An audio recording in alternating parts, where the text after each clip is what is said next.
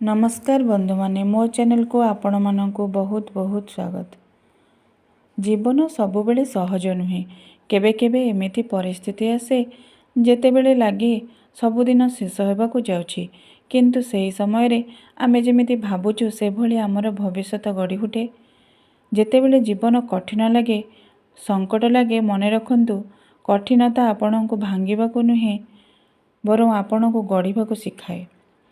गछर चाराटी अंधकार माटी भितरु आलोक को भेटिबा पाई जेपरी कष्ट करिबाकू पड़े, कोईला तैयारी होई हीरा हेबा पाई बहुत चाप एवं अग्नि सहिबाकू पड़िथाए। सेहीपरि आमर कठिन समय आमको शक्तिशाली करिथाए। महाभारत रे श्रीकृष्ण कहितिले, संकट को भय करिबा नुहे, संकट को सामना करिबाकू शिख, कारण पलाइबार समाधान नहीं, सामना करिबार जय अछि। आजिर उदाहरण रे भावन्तु जे जदि एडिसन 1000 थर विफल हेबा परे छाड़ी देई थांते, आज बल्ब आविष्कार होई न थांता। सेहीपरि आपणकर गोटिए विफलता केवल परीक्षार शेष नुहे। संकट समय रे जम्मा भी धैर्यहरा हुअन्तु नहीं। श्रीकृष्ण कहती, जीवन जेतेबेले कठिन लगे केबे भी विचलित हुअन्तु नहीं। सेतेबेले मने रख, जहा किछि भी हेउछि ताहा तुमर भल पाई ही हेउछि। तुमको लागे जीवन तुम सहित अन्याय करिछि, किंतु एहा तुमर भ्रम अटे। जीवन केबे भी तुमर विरुद्ध रे जाए नहीं, एहा तुमको सेही आड़कू नहीं जाए जेठारे तुमको रहिबा उचित। तुमे पचारुछ जे दुख काहींके मिलिला, एही दुख पछरे रहस्य कौन? एही दुख तुम भितरे गभीरता आनिबाकू आसीछि।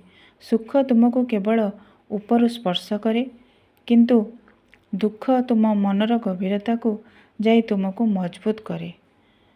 तुमे जेउ भी परिस्थिति देई गति करुछ, ताहा तुमको भविष्यत रे सफलता पाई प्रस्तुत करुछि।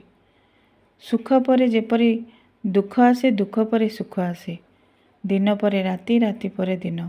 जेतेबेले लोक माने तुमको छाड़ी चली जाती, निराश हुअन्तु नहीं। यह सेमानंकर जीवा नुहे, बरं तुमर निजर आहुरी निकटतर हेब। मु सेमानंकु तुम जीवनरु दूरेई देउछि, कारण तुमको एबे यात्रारे आहुरी आगको बढ़िबार अछि। जहार जीवा तुमको कष्ट दिए, तांकर जीवा मध्य तुम पाई आवश्यक थिला। बेले बेले तुमको लागे जे तुमर प्रार्थना सुना जाए नहीं, किंतु मने रख, मु तुमर प्रत्येक प्रार्थना शुणुछि। तुमको ताहा मिलिला नहीं जहा तुमे चाहुथिल, कारण मु तुमको ताठारु बहुत भल किछि देबाकू चाहुछि। तुमको जहा दरकार मु ताही तुमको पाखकू नहीं आसुछि।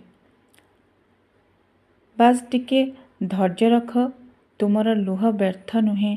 तुमर प्रत्येक लुहर दाम रहिछि, तुमर प्रत्येक हसर मूल्य अछि, तुमर प्रत्येक संघर्षर फल निश्चित।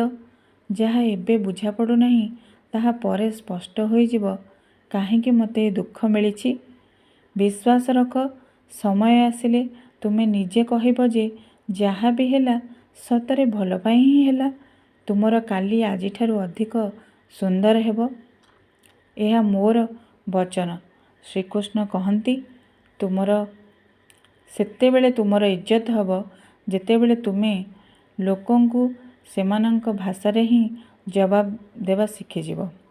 किंतु ध्यान रख, प्रतिशोधर भावनारे नुहे, बरं आत्मसम्मानर सहित जीवनर रास्तारे साथ देवा बाला कम एवं ज्ञान देवा बाला अधिक मिलिबे। किंतु सबुबले मने रख, प्रत्येक परामर्श मानि नेबा बुद्धिमानी नुहे। निज चिंताधारा को मजबूत कर एवं जीवनर प्रत्येक आह्वानर सामना कर। प्रत्येक संकट को धैर्यर सहित सामना करने शिख। किछि जंत्रणा एपरि थाए जहा बंचिबाकू दिए नहीं, एवं किछि कर्तव्य एपरि थाए जहा मरिबाकू भी दिए नहीं।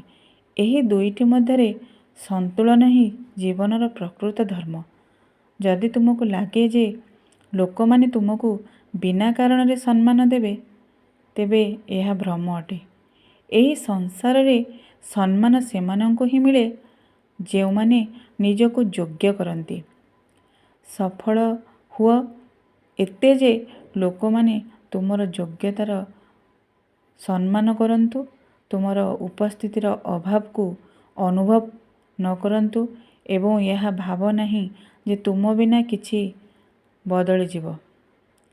2-4 ଜଣ କାନ୍ଦିବେ, କିଛି ଦିନ ତୁମର ଅଭାବ ଅନୁଭବ କରିବେ, ତାପରେ ସବୁ ସାମାନ୍ୟ ହୋଇଯିବ।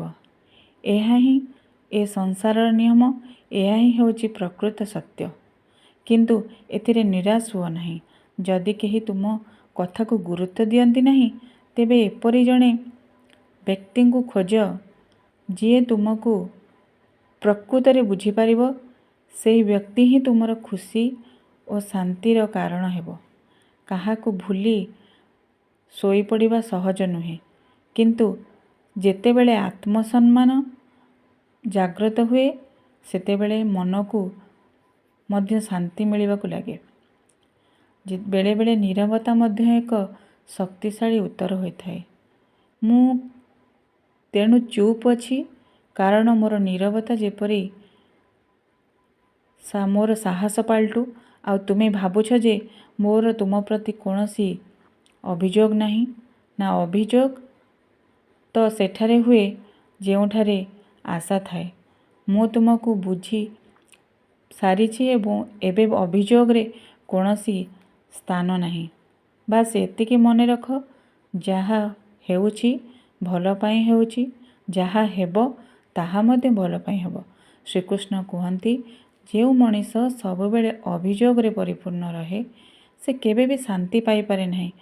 କିନ୍ତୁ ଯେଉଁ ବ୍ୟକ୍ତି କୃତଜ୍ଞତାର ଭାବ ରଖେ, ତାର ଜୀବନର ଶାନ୍ତିର ବାସ ହୁଏ। ସେତେବେଳେ ତୁମେ ପ୍ରତ୍ୟେକ ଛୋଟ ବଡ଼ ଆଶୀର୍ବାଦ ପାଇଁ ଧନ୍ୟବାଦ ଦେବା ଶିଖିଯିବ। ସେତେବେଳେ ତୁମକୁ ଅନୁଭବ ହେବ ଯେ ଜୀବନରେ କେତେ କିଛି ଅଛି ଯାହା ଖୁସିର କାରଣ ହୋଇପାରେ। ଲୋକମାନେ ତୁମକୁ ପ୍ରତ୍ୟେକ ସ୍ଥିତିରେ ବିଚାର କରିବାକୁ ଲାଗିବେ। ତୁମେ ଯାହା କିଛି ବି କର, କିଛି ନା କିଛି କହିବା ବାଲା ବହୁତ ମିଳିଯିବେ। ତେବେ କାହିଁକି ସେୟା ନ ହେବ ଯାହା ତୁମେ ସତରେ ହେବାକୁ ଚାହୁଁଛ? ନିଜ ମନର ରାସ୍ତା ବାଛ ଏବଂ ସେଥିରେ ପୁରା ବିଶ୍ୱାସର ସହିତ ଚାଲ।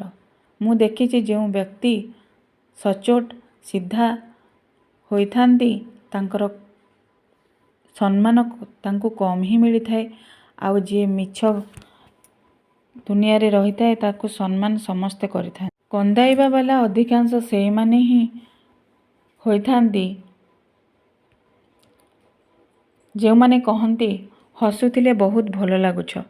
କିନ୍ତୁ ଯେତେବେଳେ ଯନ୍ତ୍ରଣା ଓ କଟୁ ଶବ୍ଦ ସହିବାର ଶକ୍ତି ଆସିଯାଏ, ସେତେବେଳେ ଜାଣିନିଅ ଯେ ତୁମେ ବଞ୍ଚିବା ଶିଖିଯାଇଛ।